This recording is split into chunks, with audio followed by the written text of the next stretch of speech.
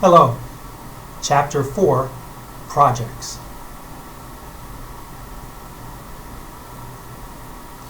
We're going to learn explaining what projects are and how projects are organized, evaluate projects using earned value management, analyze projects using network planning models, and exemplify how network planning models and earned value management are implemented in commercial software packages. So here we go.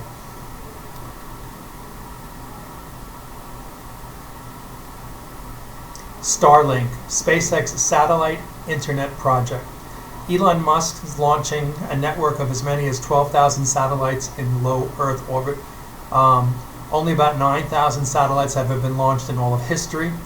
His goal is to capture a part of the estimated $1 trillion market for worldwide internet connectivity.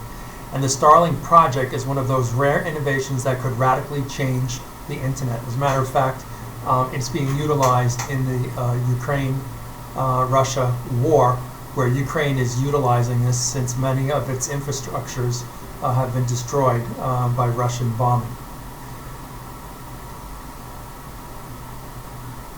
What is project management? Well, what is a project? First of all, let's define that.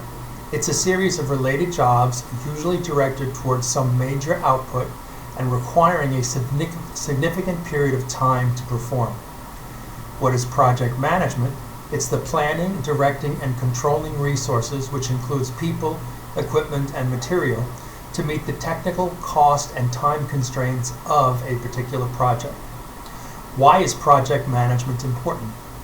At the highest levels of an organization, management often involves juggling a portfolio of projects.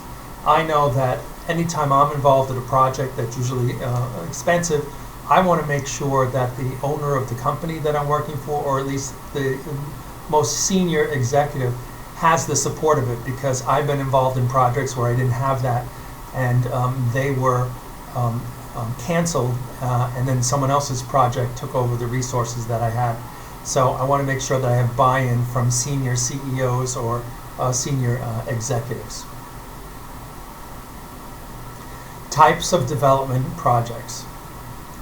And you have breakthrough projects, platform projects, or derivative projects. And this could involve a new product change, a process change, R&D, or alliance and partnership with maybe internal companies or outside companies. How do you organize the project team? Well, a pure project is a self-contained team that works full-time on the project. They're not doing anything else. A functional project is responsibility for the project lies within one functional area of the firm. And employees from that area work on the project, usually only part-time, and they do their regular job on top of that. Matrix project, which I find most fascinating and interesting, is a blend of pure and functional project structures. People from different functional areas work on the project, possibly only part-time. It's also fun because you get the opportunity to work with other people that you may not be working with because of your different functional areas. Pure project structure, well, the advantages are the project manager has full authority of the project. Team members report to one boss. There's shortened communication lines, and there's generally team pride or motivation, and the commitment is usually high. The disadvantages of that are duplication of resources, organizational goals and policies are ignored in favor of the project, also lack of technology transfer, and team members have no functional area home. It's just the project that they're working on, which could get people nervous, because what happens once the project ends? Where do they go? Do they go back to their functional areas, or are they terminated, or do they continue to work on another project? Organizational chart of a functional project structure.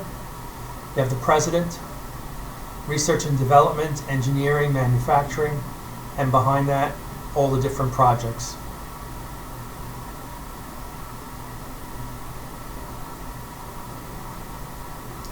Matrix project structure. The advantages to that: better communication between functional areas. Project manager is held responsible for success or failure. duplication of resources is minimized, and policies of the parent organization are followed. The disadvantages, we've got 2 bosses, and depending on project manager's negotiating skills, also a potential for sub-optimization. When you organize project tasks, basically what you have is a statement of work, and this is a written description of the objectives that need to be achieved.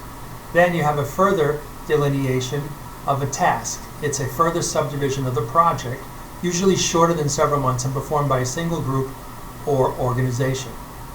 Work package is a group of activities combined to be assignable to a single organizational unit. Project milestones, those are the specific events in the life of the project. Work breakdown structure, or WBS as it's called, it defines the hierarchy of project tasks, subtasks, and work packages, and it usually is defined by individuals who are responsible for it, as well as what the timelines are to complete each task, and the activities, the pieces of work that consume the time. And then we also have something called a Gantt chart. And a Gantt chart is a graphic manner in which the amount of time involved and the sequence in which the activities can be performed.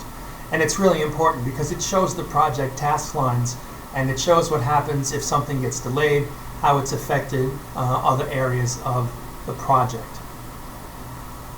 This is an example of the work breakdown structure. It's also a Gantt chart. So you have the program, project 1, project 2, the tasks, the subtasks, and the work packages. This is just a graphical representation of the WBS structure. Work breakdown structure, large optical scanner design. You can see each one of these here and the different levels, and also each one of these tasks here is going to take time. And then also you have to understand what is the directional flow of this. Does this simulate a zoom system come before the telescope? And then after the system performance analysis, it's really important to decide basically which comes first, the chicken or the egg, and what order each of these tasks is in as they get completed. When you manage projects, they're not just planned, they must be managed. Charts and standard forms are useful, and there are computer programs out now, especially for this purpose. One of my favorite is Microsoft Project, and you're able to delineate all of the different tasks, all of the people who are involved and what their responsibilities are, and then you can put that in a date. And sometimes Gantt charts run for pages and pages and pages, but it's a good way to graphically represent what the project is, and also to write it down in a program so you don't forget important dates and tasks. Project control charts, they're charts that provide an easily understood visual presentation. Software can be used to create the charts, and we'll look at a Gantt chart for a single activity, or total program cost breakdown. There's also divisional breakdown of costs and labors, cost and performance tracking, and a bar and a milestone chart. Let's take a look at some of these charts. Gantt chart for single activities. So here we are. The contract is negotiated. It took a week. The contract is signed. It looked like it took another week, maybe 2. Long lead procurement to get the products. It took 4-6 weeks. Manufacturing. Sometimes these things can run concurrent, and also sometimes these things can only happen after one aspect of it is completed. A total program cost breakdown. This will give you an idea of the cost and the time involved in a project, and then you can also predict how much a project is going to cost based upon the figures that you have initially. Then you have a divisional breakdown of cost and labor hours. You might reach a point where you have to cut or fish, meaning that you may have to stop on a project because the costs are getting out of hand, or perhaps sales of the company are beginning to tank, and you may not be able to afford to continue with the project. That's why it's important that you capture this information and capture these costs so you can make those kind of terminations.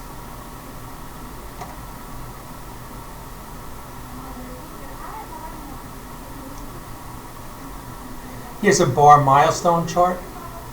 Milestones here would be the purchasing order release, invoices received and material received, and you can see how many weeks it would take after the start of the project.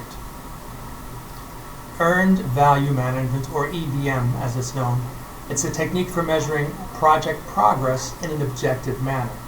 It has the ability to combine measurements of scope, schedule, and a cost of a project.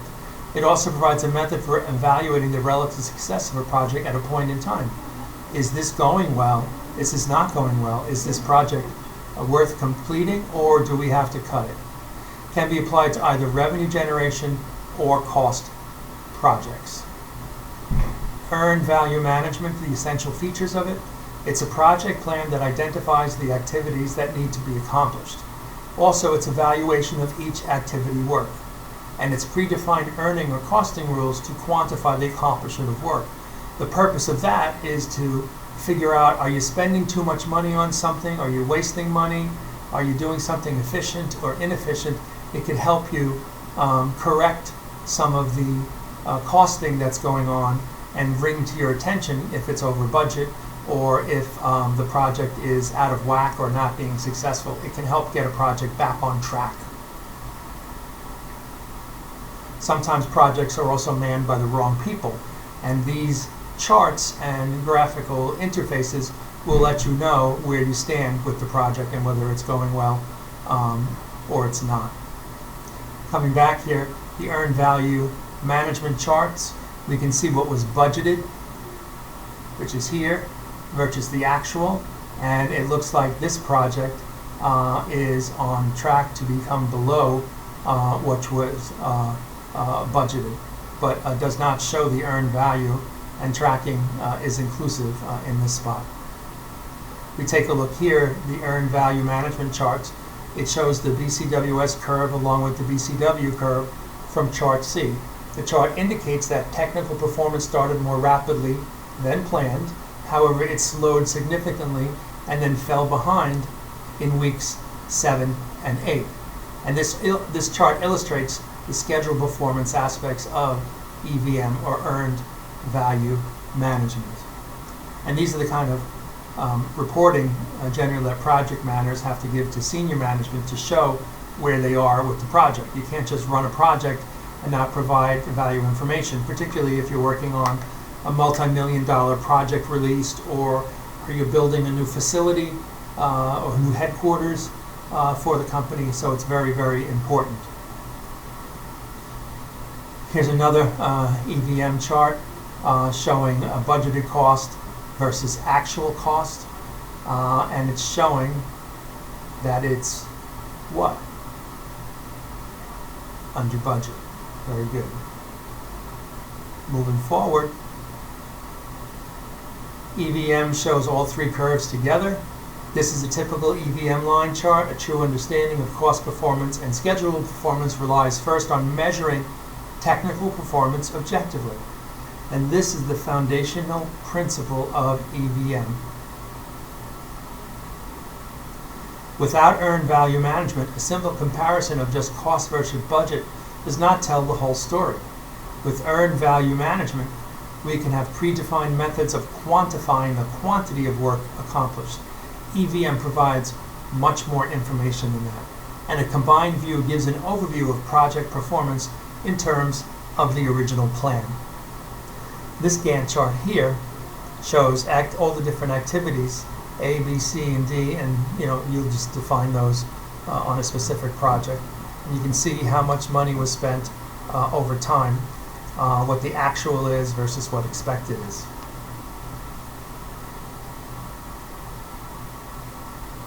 We can skip that one and that one, and we'll go here to the network planning models. A project is made up of a sequence of activities that form a network representing a project. The path taking longest time through this network of activities is called the critical path. The critical path provides a wide range of scheduling information useful in managing a project. Critical path method, or CPM, helps to identify the critical paths in the project networks. It identifies the nodes on the path method and deciding which ones are problematic, and if you're delayed, then you can figure out how much more time is going to be added to a project, and we can get more specific on those in the upcoming charts. So the CPM method, you identify each activity to be done and estimate how long it will take. You determine the required sequence and construct a network diagram. Then you determine the critical path, and then you determine the early start finish and late start finish schedule. Because sometimes if things are running slow or over time and budget, you can apply maybe overtime and help get the project back on track in terms of the specific times that you wanted it to end. So identify activities and construct a network. So we've constructed this network, and each one of these blue dots is called a node. Okay? So we have design A. The design takes 21 weeks. Okay? And then we go to B, and we're going to build a prototype. And the prototype takes 5 weeks. But you can build the prototype, and then you can evaluate the equipment simultaneously. So one doesn't have to be working before one gets completed. And then as we move here, there's a sequence here, so you have to finish B in order to go to D. D is the test prototype. That makes sense because if you're evaluating equipment or you're building a prototype, then you can test the prototype. And then we keep going here, and then you start looking at adding up the weeks, and that gives you the critical path. So if we're adding up, we take a look here, how many weeks? 21, and then 28, because you have 21 plus 7, so it makes 28, and then you have to add another 8 to it, makes 36, and then 2 is 38. So that's on the critical path. And another critical path is you're adding up these, and you're coming up with the same number. When activities times vary, a single time estimate may not be reliable. Instead, estimate 3 values: min, max, and most likely. I'm going to stop for a second.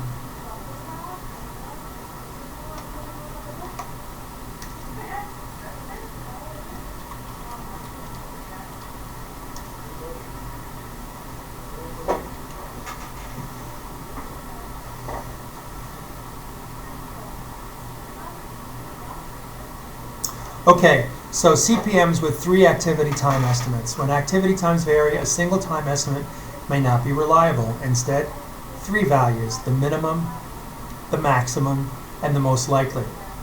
This allows calculation of a probability estimate of completion time. This is the distinguishing characteristic of the PERT method. PERT method calculations. A is an optimistic time frame for project completion. M is the most likely time frame for completion, and B is the pessimistic time frame. And these are important because when a project is completed, that could be when, number 1, the expenses of the project end. Number 2 is when the revenue begins to come in after a project is completed. So it's really important that we understand these time frames of when a project completes. So in this case, ET is expected time equals A plus M plus B.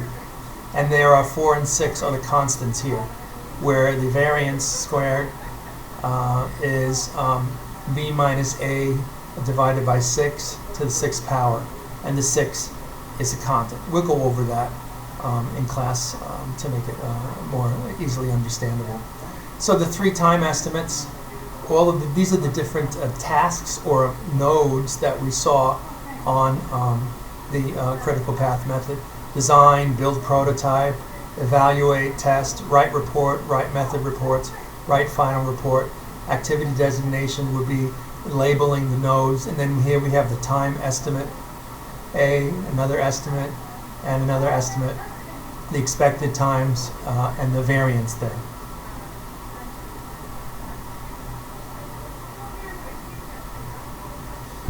Here's a network with time estimates that you add each of these, and you come up with 38 weeks as the total time frame based on the specifics that are there. finding the probability of project completion, and we're not going to be tested on this. The probability of finishing 35 weeks or less is 0.87, yields probability of 19% of being completed in 35 weeks. These cumulative probabilities also can be obtained by using the normative distribution function built into Excel. And here we have the normal curve with the probability analysis and the negative values. Time cost models and project crashing. Project crashing is an interesting concept, and we're going to review it. But a time cost model extends the critical path method model to consider the trade-off between time required to complete an activity and total project cost. It considers direct activity costs, indirect costs of the product, and activity completion times. It is often referred to as crashing the project to reduce overall duration.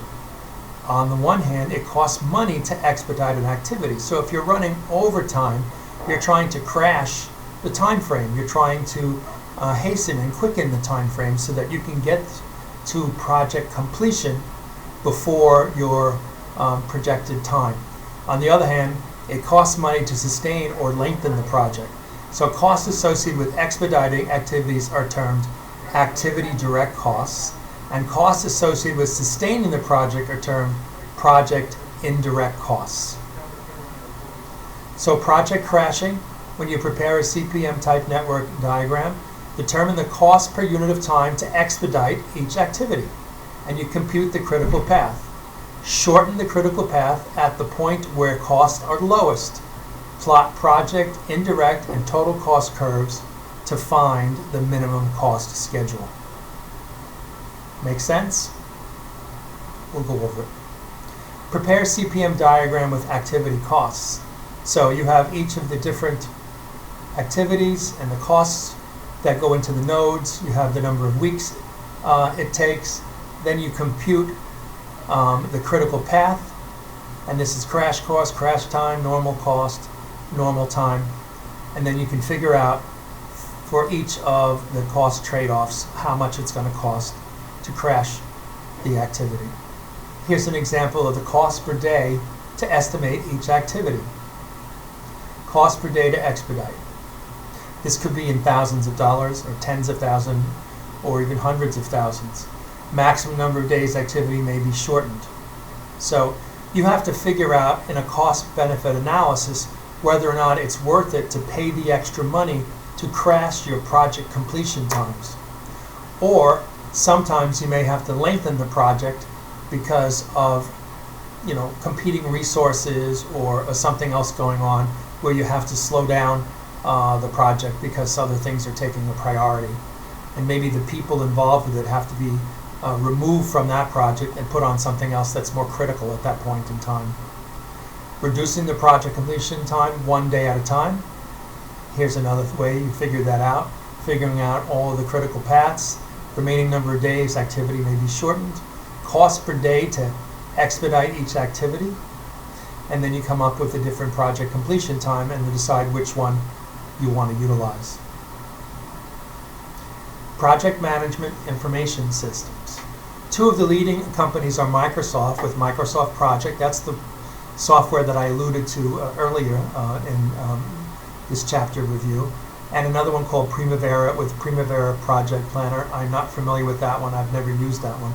But the Microsoft Project program comes with an excellent online tutorial, which is one reason for its overwhelming popularity with project managers tracking mid-size projects.